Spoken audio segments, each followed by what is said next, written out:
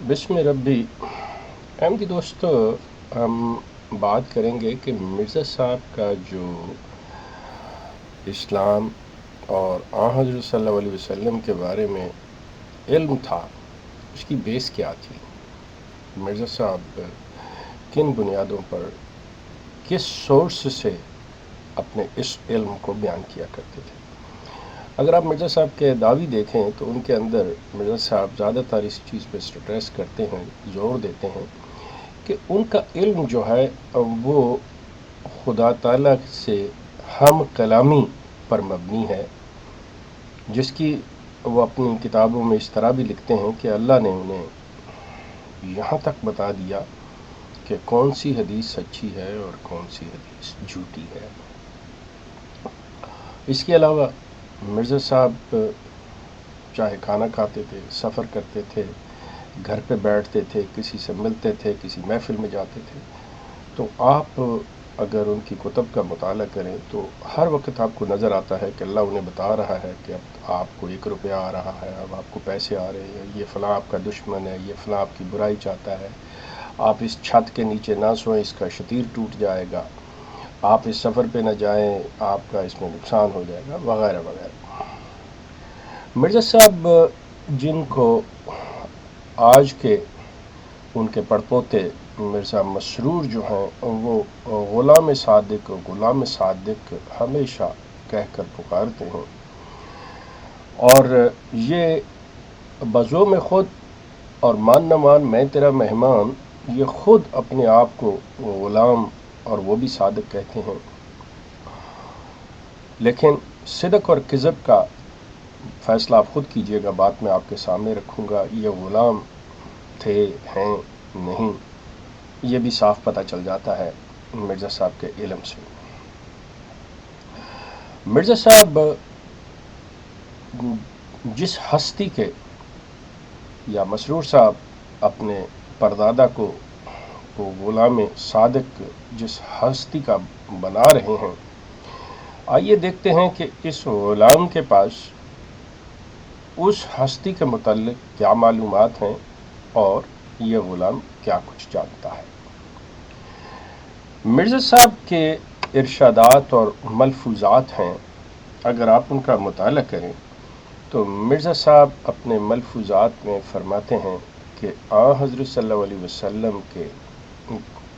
23 بچے تھے، 23 children. Prophet Muhammad had 23 children. Among the 23,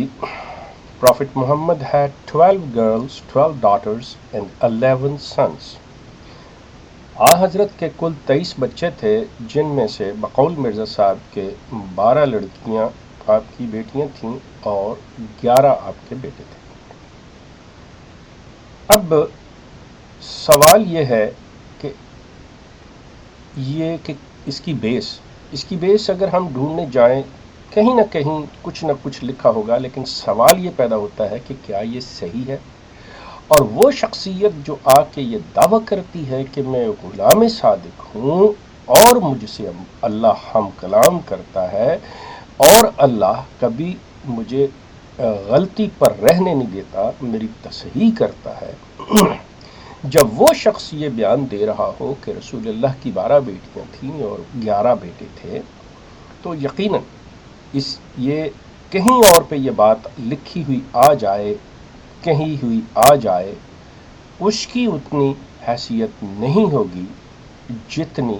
ایک ایسے شخص کی جو یہ دعویٰ کر رہا ہو کہ میرا علم جو ہے وہ مبنی ہے اللہ تعالیٰ کی اس کلام پر یا اس الہام اور اس وحی پر جو اس پر ہوتی ہے۔ مرزا صاحب اپنے ملفوظات نمبر 9، صفحہ نمبر 453 اور صفحہ نمبر 379، The ملفوظات volume 9 pages 453 and page 379۔ Mirza صاحب اس پر لکھتے ہیں،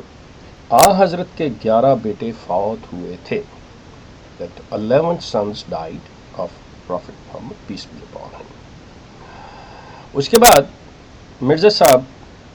کہتے ہیں اب یہاں پہ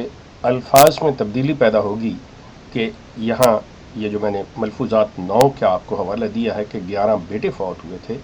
اب مرزا صاحب اپنے ملفوظات 5، 3 اور 7 کے اندر 5 کے صفحہ نمبر 464،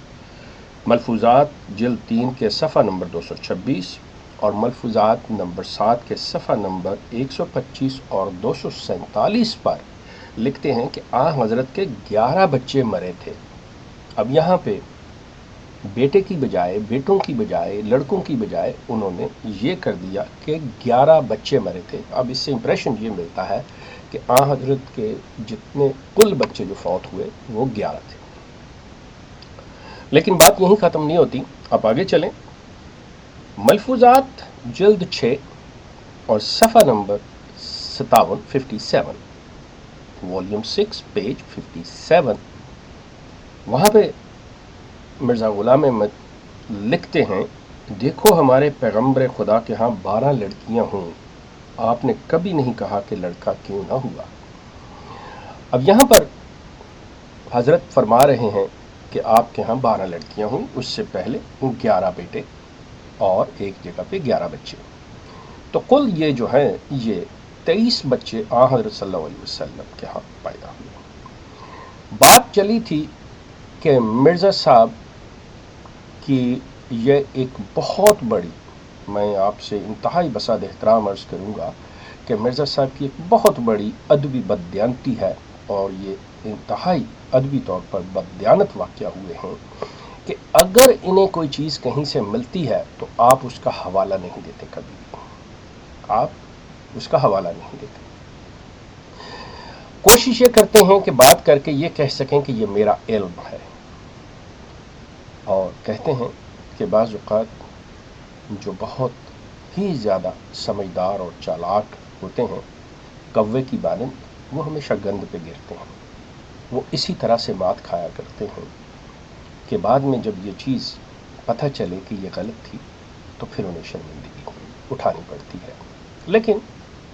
ہمارے اس جماعت احمدیہ کا کمال یہ ہے کہ یہ کبھی شرمندہ نہیں ہوتے۔ مرزا صاحب نے اپنی تمام تحریروں کے اندر یہی لکھا ہے، اور اسی چیز کو یہ تاثر دینے کی کوشش کی ہے کہ یہ میرا علم ہے، جیسے کہ وہ کہتے بھی ہیں کہ میں نے پہلے جیسے عرض کیا کہ وہ کہتے ہیں کہ مجھے اللہ نے یہ بتا دیا کہ سچی اور جھوٹی حدیث کون کون سی ہیں۔ اب سوال یہ ہے کہ اگر مرزا صاحب نے یہ کہیں سے لیا ہے تو مرزا صاحب نے اس کا تو حوالہ نہیں دیا۔ مرزا صاحب یہ تاثر دے رہے ہیں کہ یہ میں جانتا ہوں، اور میرے ساتھ چونکہ اللہ کلام کرتا ہے اور میرا منبع جو ہے، سورس جو ہے وہ خدا ہے، تو اسی کے بلائے سے میں بولتا ہوں، تو یقیناً یہ ان کا ہے۔ لیکن جب یہ صورتحال پیش آئے گی تو آپ یقین کر لیجئے کہ میری اس ویڈیو کے جواب میں جتنے بھی احمدی حضرات، یا اگر ان کی کہیں وہ علماء کرام جو راہ خدا پہ بیٹھتے ہیں، اگر وہ کہیں اس چیز پہ آ کے تھوڑی سی ان کو غیرت آ جائے اور وہ دیکھیں، تو وہ آپ کے سامنے ایک لمبی فہرست ڈال دیں گے کہ دیکھیں جی مرزا صاحب نے یہ فلاں کتاب سے لیا تھا، یہ فلاں کتاب کے اندر لکھا ہوا ہے کہ رسول اللہ کے اتنے بیٹے تھے، فلاں کتاب کے اندر لکھا ہوا اتنی بیٹیاں تھیں۔ سوال یہ پیدا ہوتا ہے کہ مرزا صاحب نے کیوں نہیں لکھا، نمبر 1۔ نمبر 2، اگر آپ لے کے آئے ہیں تو اس کا مطلب یہ ہوا کہ آپ اس بات کا اقرار کر رہے ہیں کھلے لفظوں میں کہ مرزا صاحب کا جو علم تھا اس کی بنیاد یہ نام نہاد فضول کتابیں ایرے غیرے کی لکھی ہوئیں، جن کی اسلام میں کوئی اہمیت، کوئی اتھارٹی نہیں ہے، اور مرزا صاحب اس علم کی بنیاد پر اپنے دعوے کو سچا ثابت کرنے کی کوشش کیا کرتے تھے، اور اسی کی بنیاد پر انہیں غلام صادق کہا جاتا ہے، جبکہ یہ صادق کی نشانی نہیں ہے، یہ کاذب کی نشانی ہے۔ اگر آپ جتنے بھی حوالے لے کے آئیں گے کہ فلاں تاریخ سے لکھا، سوال ہے مرزا صاحب نے یہ ادبی بددیانتی کیوں کی، مرزا صاحب نے یہ کیوں تاثر دینے کی کوشش کی کہ یہ میرا ہے، اور جب یہ غلط ثابت ہو رہا ہے یا اس کی حیثیت کوئی نہیں ہے تو آپ غور کیجئے گا کہ اگر آج آپ کو آپ کی جماعت یہ دے دے کہ یہ تو جی مرزا صاحب نے فلاں جگہ سے لکھے تھے، فلاں جگہ سے لیے تھے، تو مرزا صاحب کے علم کا منبع جو ہے، جو مرزا صاحب کا علم کا ذریعہ ہے، وہ اللہ کی ذات نہیں ہے، وہ بلکہ یہ فضول اور وہ کتابیں، اور مرزا صاحب نے اس کو سچ جانا. سب سے بڑی بات یہ ہے کہ مرزا صاحب نے اس کو سچ جانا اور اسی لیے اس کو کوٹ کیا، کیونکہ حوالہ جو بھی دیا جاتا ہے وہ دو وجہوں سے دیا جاتا ہے. یا اس کو چیلنج کیا جاتا ہے کہ یہ دیکھیں یہ کیا ہے، یا ہاں میں تائید کرتا ہوں، میں اس کو تسلیم کرتا ہوں اور میں پیش کرتا ہوں اپنے لیے حوالہ اس طرح دیا. ہماری یہ گفتگو جاری رہے گی. آپ کا بہت شکریہ.